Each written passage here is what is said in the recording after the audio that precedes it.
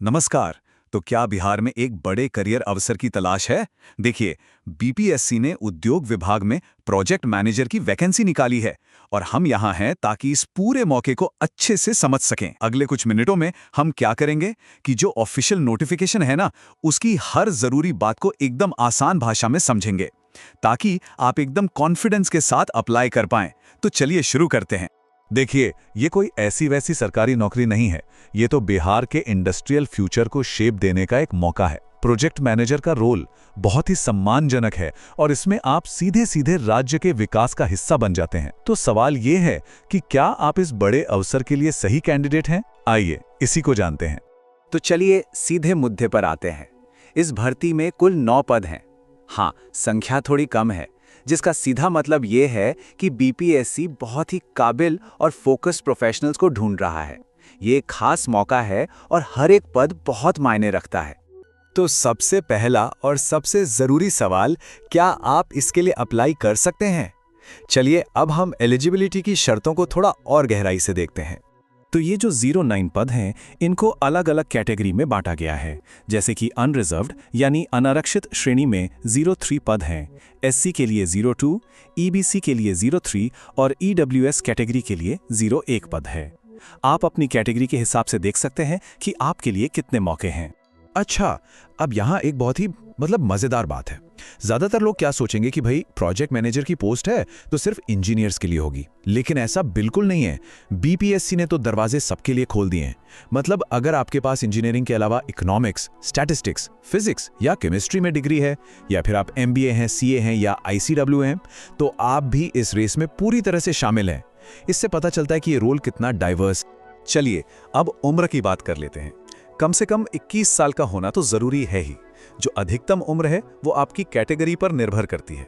जैसे जनरल पुरुषों के लिए 37 साल, सामान्य महिलाओं, बीसी और ईबीसी के लिए 40 साल और एससी एसटी उम्मीदवारों के लिए तो 42 साल तक की छूट है। अपनी कैटेगरी के हिसाब से ये जरूर चेक कर लीजिएगा। तो आप एलिजिबल है? बहुत बढ़िया। लेकिन असली चुनौती तो अब शुरू होती है, सिलेक्शन प्रोसेस। ये सिर्फ एक एग्जाम नहीं है, बल्कि कई स्टेज वाली एक दौड़ है। आइए देखते हैं कि सफलता के लिए किन किन पड़ावों को पार करना होगा। ये जो पूरी प्रक्रिया है, इसको 3 हिस्सों में बांटा गया है। पहला है प्रीलिम्स। ये एक तरह का स्क्रीनिंग टेस्ट है ताकि भीड़ थोड़ी कम हो जाए।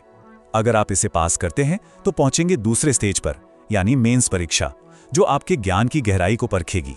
और आखिर में जो मेंस भी क्लियर कर लेंगे वो पहुंचेंगे आखिरी पड़ाव तक, यानी इंटरव्यू। और अब सबसे अहम बात, इंटरव्यू जो है वो 100 नंबर का है।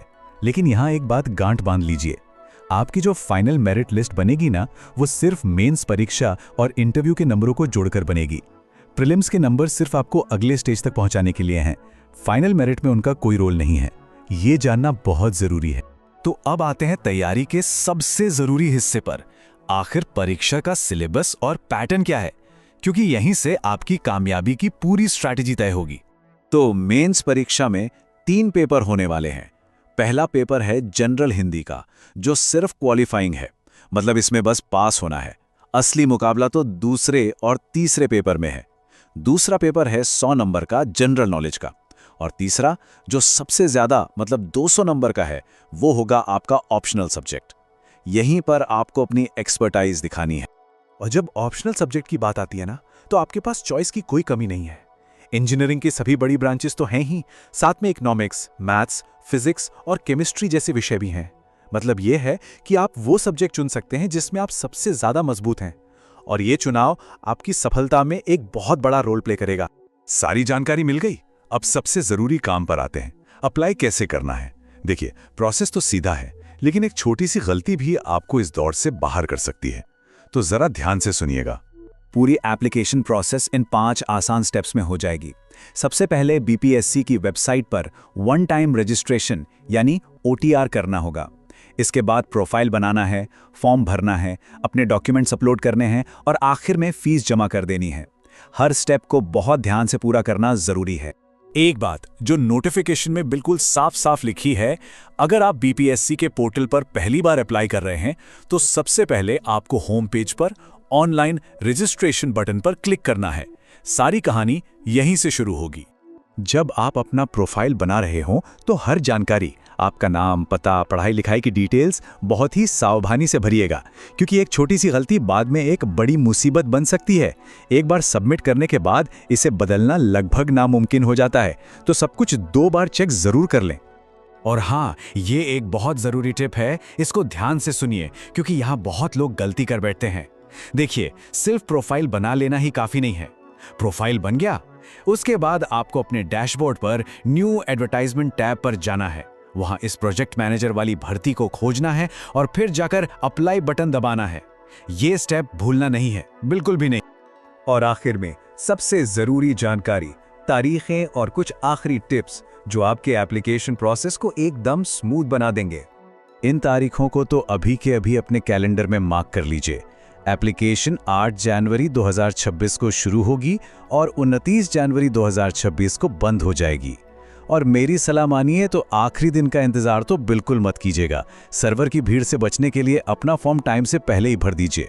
और हमारा आखिरी और सबसे ज़रूरी सुझाव, अप्लाई करने बैठने से पहले ही अपने सारे ज़रूरी डॉक्यूमेंट्स, आपकी मार्कशीट, सर्टिफिकेट, फोटो, सिग्नेचर, सब कुछ स्कैन करके एक फोल्डर में रेडी रखिए।